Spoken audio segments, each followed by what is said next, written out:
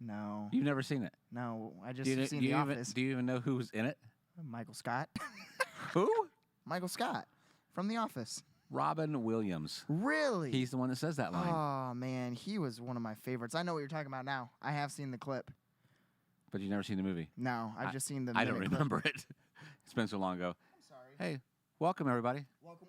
You know, you know what time it is? It's game time. It's time to start your watch parties. Start a watch party. And for those of you who are in church on Sunday, you should know how to do that. Now know how to start a watch. You know how to start. You know how to watch a start party. I can't do two things at one time. You barely can do one thing. I have a hard time existing. Yes, but we love that you do. There we are. Look at that. I'm live. Yes. I'm struggling. So you had a busy day. I had a very busy day. It was kind of crazy for you. You had meetings everywhere. I was meeting. I did some lifting this morning, and then landscaping, and then meetings, and then coaches meeting, and now tonight. Yes. So it was a good day. It was a busy day. Busy day. A lot But we're good. Yes, I'm still struggling to get my watch party started. I'll wait. I'll wait for you. About addictions. Would I never title mine. you to join us? Well, I always feel awkward because I'm so much faster at starting. Oh, except for tonight. I'm so much faster at starting my watch party than you, Brad. That's true. Well, I can't spell and or type. So my fat little thumbs. Hey, your thumbs are perfectly sized. Yeah, just how God made them. Yes. There you go. Hey, welcome, everybody. We are thrilled that you are here. It is 8:01. Elizabeth Hicks says she cannot hear me. So, that's not good. She can hear Brad. Huh. Trevor, can you hear me? Well, at least you can hear the important person. You can hear the important person. Why can't you hear me all of a sudden? This is going to be awkward. Hello? Can you hear me now? Now you can hear me? Oh, good. Elizabeth, I hope you can hear me now because my voice is a 10. Actually, we had someone compliment your voice, Brad. Really? Yeah. You know who it was? The pizza guy. The pizza guy. I'm kidding. All right. Hey, so it is 8:02, which means it is time for the brain teaser. You know, I was almost in radio at one time. Really? WCRD in Bluffton, Indiana. Really? Asked me to Was it because of your facial features? I do have a face for radio. That's hilarious. There's no question about that. All right. Are you ready for the brain teaser? Come on. All right. So Bring it on. we have been doing, Elizabeth said that we are ready to go. She can hear me now. Okay. That's We have been awesome. doing a lot of research on social media. Yes. And specifically today, some Instagram. Okay. Yeah, I'm not a big Instagram. You're not a big Instagram fan. I mean, I appreciate it, Yes. but I just don't get it. Yes. You have a hard time taking good pictures, I think is what it is. Really? I don't know. Do you? Well, I just don't understand how it works. Yeah, That's how it goes. that is half the battle. Okay. Well, anyway, I wanted to ask you your brain teaser tonight. How many active daily users are there on Instagram? You know, I normally guess really high. Yes, you do. Okay. What was it last time? Well, I 3 billion degrees. The sun. the sun, the temperature of the That was sun. really bad. Okay. Daily users of Instagram. How many people log on Instagram every day? Oh boy. Type in the chat if you know. Trevor guessed 800 million. That can't be right. I was gonna go. Oh, you're giving me a look. Is it? Or is it not? Are you gonna trust Trevor? I'm never gonna trust Trevor. Yes. I'm gonna say 18.5 million. Oh boy. You should have gone with Trevor. Oh man. 500 million. Are you serious? Active daily users. Seriously? Isn't that crazy? But do you know how many total Trevor, aren't there like 2 billion Facebook users? Yeah. So, or at least 2 billion Facebook accounts. Not active users, but 500 million active people log on. That is unbelievable. Yeah, that's insane. So if you have a child, they are interacting with 500 million people if they have an Instagram account. Unbelievable. There you go. Well, welcome everybody to C3 Thursday Live. We are excited to be here today. My name is Brad Maddox, and I am the outreach pastor here at Crossbridge Community Church. And this is my cohort, Mr. Jordan Chitwood, who happens to be the young adult pastor here at Crossbridge. Yes, I do. I happen to be. And we are starting a brand new series tonight called Touchy Subjects. And this is kind of where this atmosphere becomes, very vulnerable, very usable. this is the type of atmosphere where we get to dive a little bit deeper than we can on Sunday mornings. Right. And so we thought it was a perfect opportunity for us to talk about some subjects that are floating around our culture, floating around our churches, floating around our lives that some might deem as untouchable. Kind of, let's stay away from those. Let's just not talk about them. There are certain topics that churches just don't like to tackle. Exactly. And yeah. And there's been topics that we even have, as we've processed, like, whoo, yeah, is this really the time for us, or are we willing to go deeper? But that's why I think C3 Thursdays is a perfect opportunity to be able to talk about some of these. Sure. So we're going to be spending the next 3 weeks just looking at some touchy subjects. And tonight we're going to be talking about something that I don't think your average person likes to address, and that is addictions, okay? We're going to be talking about addictions, confronting addictions, different addictions in our lives.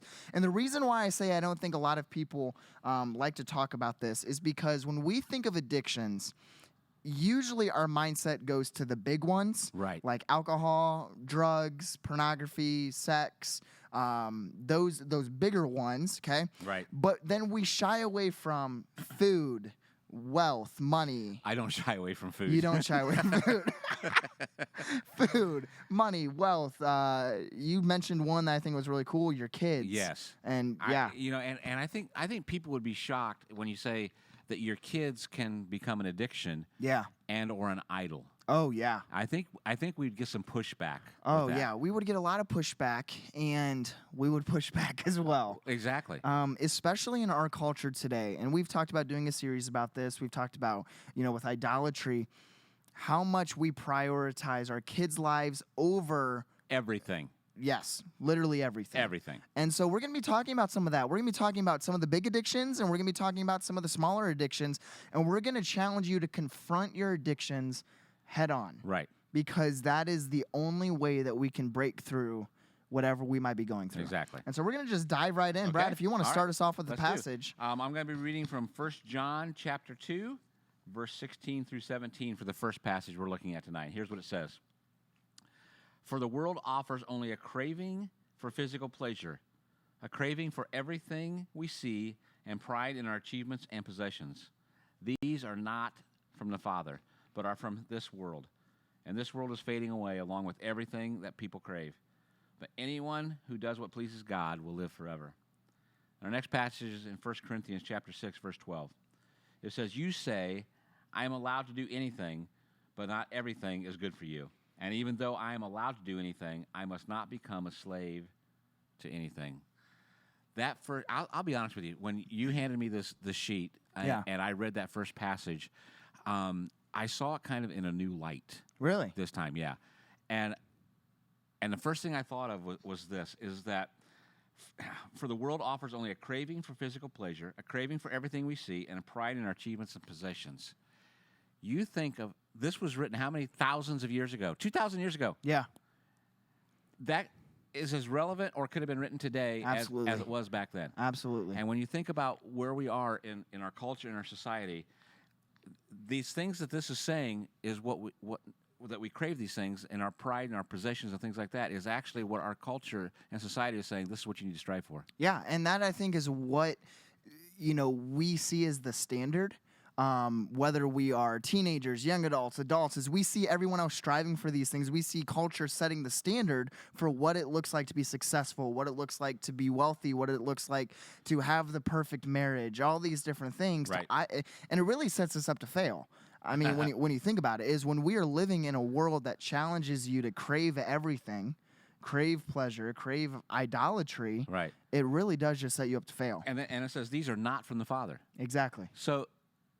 So what we're being sold is contrary to that. Now, it all comes down to that one word, though, crave, right? Yeah.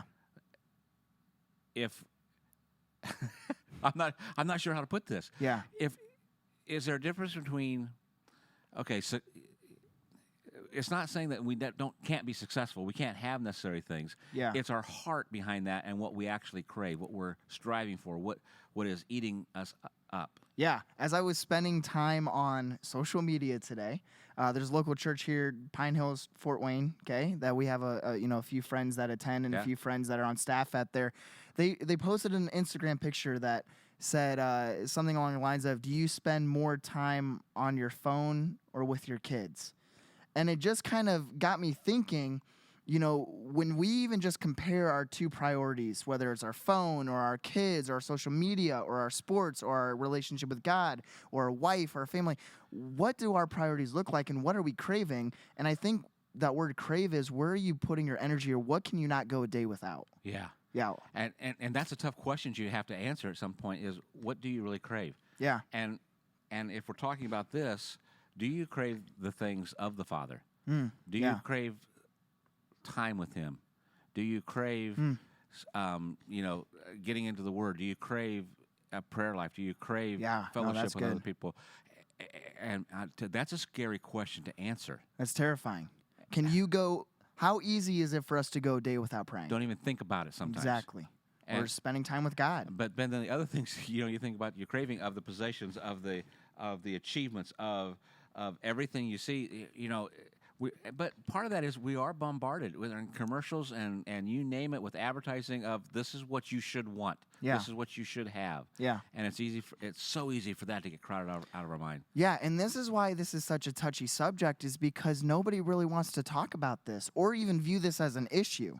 I think that's the biggest thing, is when we see people that struggle with food, people that struggle with pride, people that struggle with priorities, whether it's with their kids' lives, with their relationship with God, nobody wants to admit that this is even an issue. Right. And that's why we want to really push hard against it tonight, is because this verse, really what we see Jesus do is He wrecks us by calling us out of our comfort, out of our priorities, and challenges us to rely strictly on God. Yeah. And it is totally, it's good to have, your energy involved in some of those areas that we talked about. Right. Don't hear us say, well, cut out all of this and cut out all of that.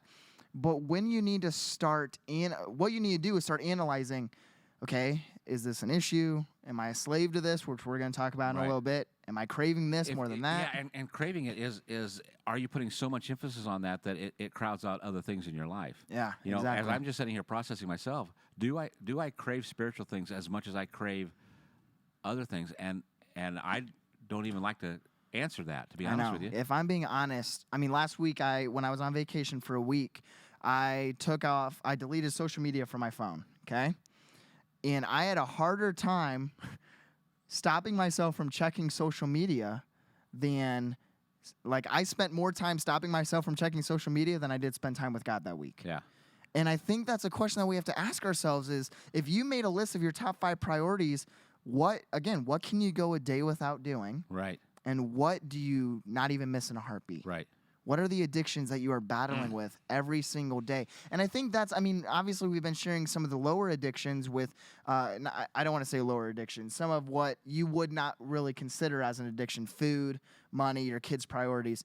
But then even when you think about it with alcohol, with drugs, with sex, with pornography, with lust, some of those areas that have some more permanent damaging effects on your life, can you go a day without those? Right. If not, then those are probably an addiction that you need to address as well. And then the second part of this verse, or the second verse that we looked at, it says, because of grace, because of the freedom that we do have as Christ followers, sometimes we take advantage of that. Yeah. And then it says in here, and even though I'm allowed to do anything, I must not become a slave to anything. And the note that I jotted down here was how do you know that you're a slave to something? Yeah. And I don't have an answer to that. Yeah, well, we had talked a little bit about this, and I think it goes along the lines of craving is you are, and I think I just mentioned this to you, if you made a list of your top 5 priorities, right? Okay, even let's just say top 3, these are your top 3 things that you prioritize, I would argue that those are what you are a slave to. Right. Okay? Some of you might have family in your top 3. Some of you might have God. Some of you might have extracurricular. Whatever A, B, or C might be for you. If you're being honest, if you are honestly putting on your life, these are my top 3 priorities, those are what you are probably a slave to. Right. And God challenges us to just have one priority, right. one legit priority, and everything else needs to fall underneath. and we should only be a slave and a servant to God. I think sometimes, and this is not to try to put guilt on anyone, because I fall to this all the time too. Yeah. Is those things that you know that you shouldn't be doing, Yeah. and that you continue to come back to, and you keep coming back to. Yeah, I know I'm not supposed to do this, and I can stop for a while, but yet now I fall into that same trap, that same addiction. Yeah. That, to me, that is how I can tell, okay, I'm addicted to something. Yeah. Whether, I can stop eating Twinkies for a while. And let's not get crazy. Yeah, exactly. and it comes back to, okay, all of a sudden now I'm craving, and I fall and I eat my Twinkie and say, daggone it.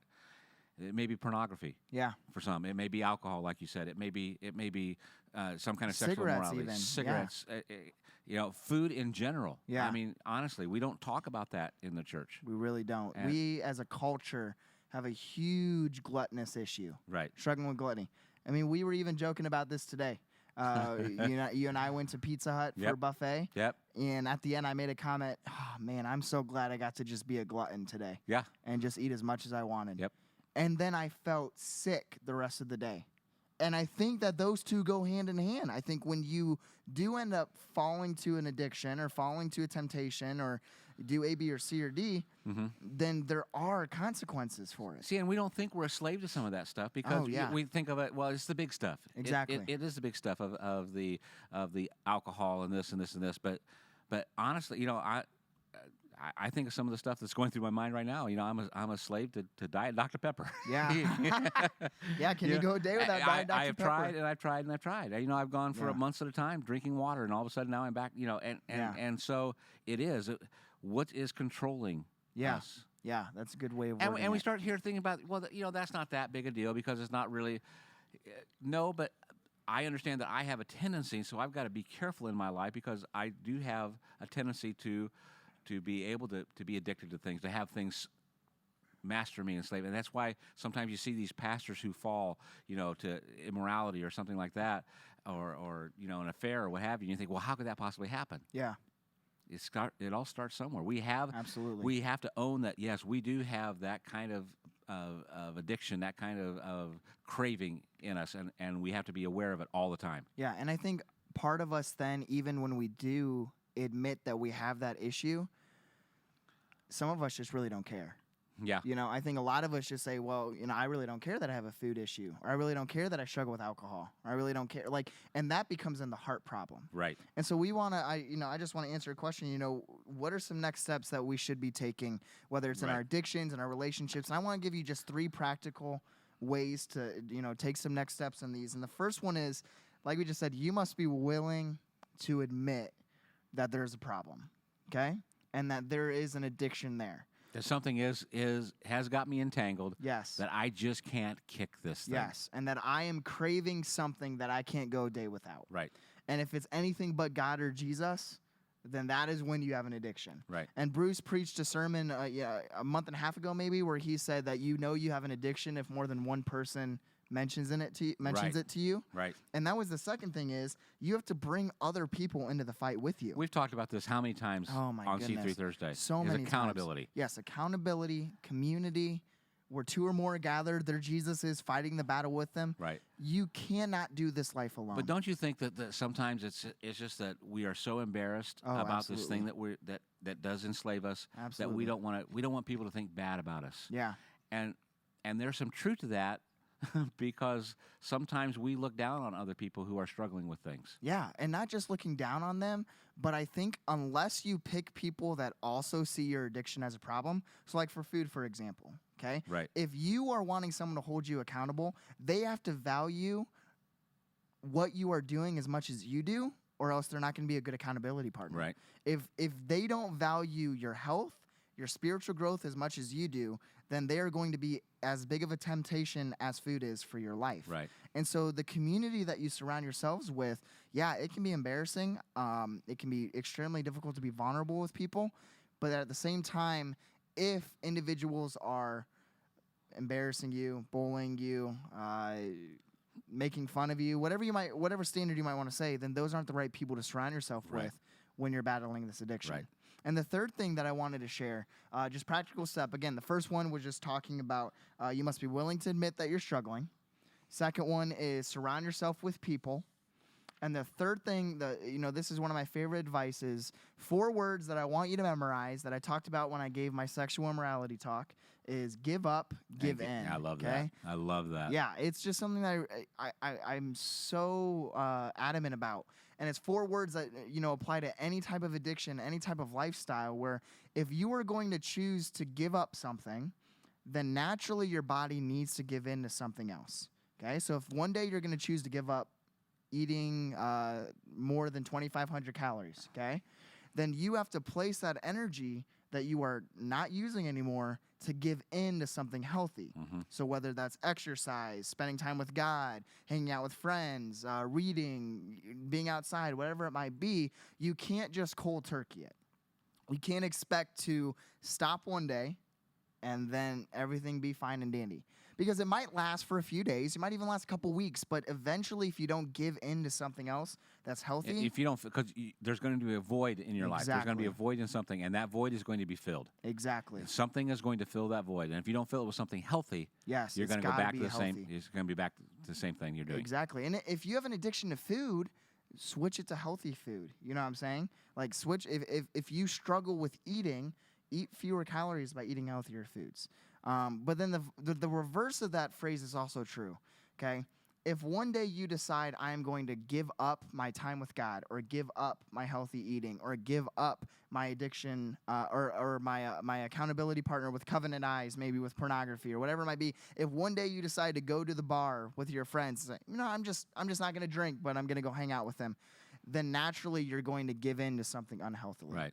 As soon as you tear down those accountabilities, as soon as you stop admitting you have an addiction, as soon as you stop surrounding yourself with people, as soon as you stop spending time with God, you're going to naturally give in to those addictions once again. Right. And so those are just 3 easy ways. We want to wrap up tonight by sharing one final passage and then wrestling with one more question I'm going to ask Brad. So if you'll turn with me to Hebrews chapter 4, verses 15 through 16. This is just going to summarize kind of everything we've talked about tonight, with the author of Hebrews. And this person writes, "This high priest of ours understands our weaknesses. For he," speaking of Jesus, "faced all of the same testings we do. Yet, Jesus did not sin. So let us come boldly to the throne of our gracious God. There we will receive his mercy, and we will find grace to help us when we need it most." And so I think that this passage, we've talked a lot about what are things that we can do, but at the end of the day, this is something we have to surrender to God. Right. This is a huge thing that Jesus himself dealt with all of these temptations, all of this testing. And that's something I think as a Christ follower that we have got to not only stand, but grasp our mind around is that Jesus has conquered this. Yes. That he faced the exact same. I think sometimes we think, well, yeah, Jesus could do this because he was God. Yeah. And we can get into all kinds of theology things about here, but Jesus was tempted in the flesh as a total man, the same things that we've gone through. Yeah. So it's not like we know somebody who has faced this and conquered it. Yeah. And he wants to help us conquer it also. Yes. And I love when it says to go to him. And when come you talk boldly. come I think boldly. That's the words. I love that. Let us come boldly. And so maybe you're afraid to go to a friend or somebody as an accountability partner, because honestly, the very first step is just to come broken to God and say, Yes. God, I have a problem. Yes. I can't do this anymore. Mm-hmm. And I know it breaks your heart. How?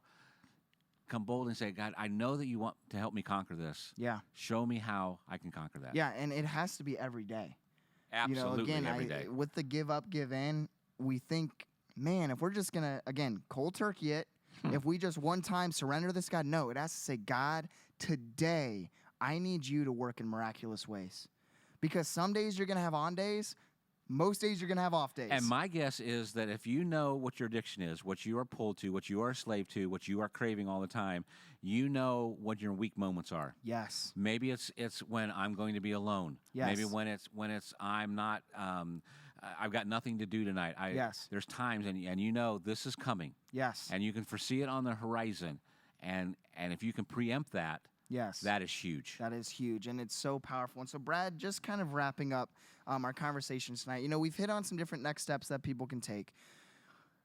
For all of us that have struggled with addictions, there's been many times where we've tried, we've even might have done all the things we've shared, and we just fail. We try, we fail, we try, and we're just discouraged at this point. Right. What can you share, maybe from past experience, or what is a final point, maybe just to reemphasize for those that are the try-failers that keep going, that are just like, what's the point? Number one is that understand that you are not alone in that. Yeah, true. Every one of us who struggle with anything that we are fighting, any kind of temptation, any kind of craving, you name it, we all do that, and we've all slipped up, and we slipped up time after time. And let's not just say slipped up. We have failed. Absolutely. And sometimes we have failed on purpose. Absolutely. We knowingly go against what we know what God has in store for us or what he wants for us. Oh, yeah. And we say, you know what, I'm going to sin anyway. Yep. And let's just call it what it is. Yep. I'm going to sin. Yeah. And so we are there with you. So the very first thing I think is understanding that, God will still forgive you. Yeah. You can't take advantage. You don't want to be taking advantage of that. But also that you have to, we talked about this a while ago, is you've got to start with forgiving yourself. Yes. Stop beating yourself up. Yes. Understand that God is fresh every day. Like you said, you go to him every day, and you cannot do this without the Holy Spirit. Yeah. And there's something else we don't talk enough about. I love that. You cannot do it without the power of the Holy Spirit. You are not going to accomplish this on your own. Yes, it is Period. so important with the power of prayer, the power of God, the power of the Holy Spirit. We cannot emphasize enough how important it is to daily surrender and to daily spend time with the Father, with God.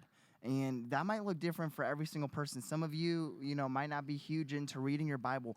Find ways to make it exciting. If you love journaling, if you love coloring, if you love music, if you love poetry, if you love walking, you can find a way to connect with God every single day by just doing things that you are passionate about. Yep. And when you're confronting addictions, it is so important, again, that you give up the unhealthy and give in to something you gotta good, you got to fill that something void. Powerful. Yep. So, hey, thank you so much for joining us tonight for our week number 1 of Touchy Subjects, where we've just been looking at subjects that people like to avoid. And so next week, we're going to be looking at a concept that we've talked a little bit about, but not very deeply. It is going to be, is the Old Testament God the same as the New Testament God? And this is a concept that, we've wrestled a lot with, and you might have questioned, why does the Old Testament God look wrathful and the New Testament God looks loving? We're going to talk about it next week. So join us Thursday at 8 o'clock, or this Sunday, we are in week number 3 of our Roadblock series. And do you know who's preaching this Sunday, Brad? Our good friend, Mr. Trevor Grimeau, is going to bring it. Yes, and he is. You know what? He is normally, whenever he preaches, he's normally very short. Yes. He's not this time. Sunday. No, he is going to pull out a Bruce-length sermon, and he's going to be talking about spiritual warfare and our view of the devil. We are really looking forward to this one. Yeah, so bring a friend. If you can't make it, just join us for our second service online, Facebook, YouTube at 10:30. Thank you so much for joining us tonight. We hope that you have a few next steps to take. We love to talk to you, whether you're on the screen or in person. Have a great rest of your night. See you next week. See ya.